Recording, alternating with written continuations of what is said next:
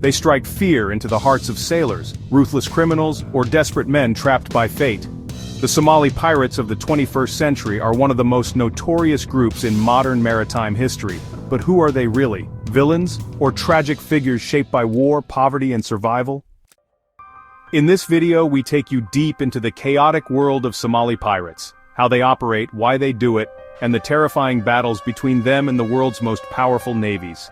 But the question remains, are they heroes fighting against injustice, or just cold-blooded criminals? Stick around to find out. To understand Somali piracy, we have to go back to the 1990s. Somalia was a country in complete collapse. A brutal civil war had destroyed any sense of law and order. With no functioning government, Somalia's coastline, one of the longest in Africa, became a free-for-all.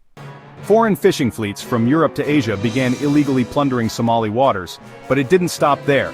Toxic waste, yes, actual barrels of radioactive and chemical waste, was being dumped offshore, poisoning Somali waters. The local fishermen? Helpless. They had no navy, no coast guard, no protection. Desperate, they took matters into their own hands.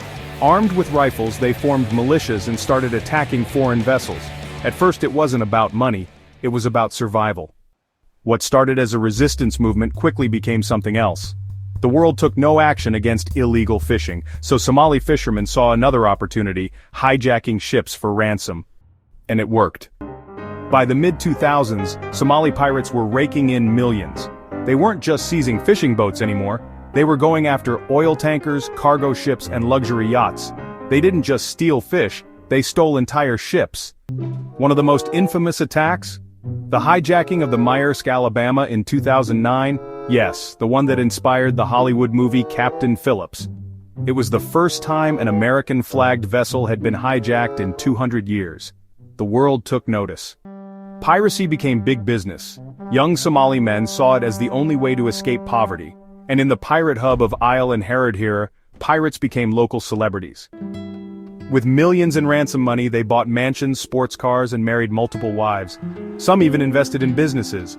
But not all pirates lived large. Many ended up dead, betrayed, or abandoned by their own men. Still, the legend of Somali pirates grew, but the golden age couldn't last forever. The world had had enough.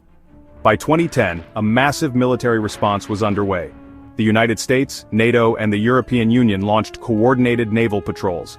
Shipping companies started using armed security teams. Drones, warships, and elite commandos turned Somali waters into a battlefield. Pirates were hunted down. Some were captured and thrown into prison, others were simply executed at sea. The golden age of Somali piracy collapsed.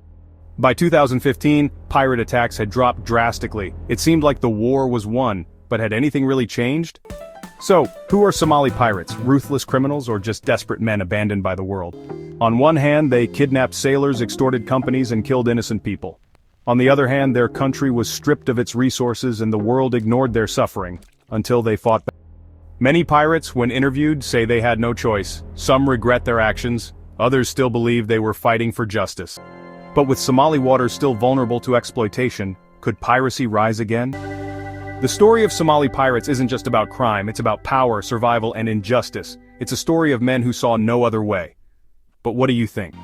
Are Somali pirates criminals, or are they warriors fighting a corrupt system? Let us know in the comments. If you liked this deep dive, make sure to like, subscribe, and hit that notification bell for more crazy stories from around the world. Thanks for watching. Stay curious, stay informed, and we'll see you in the next one.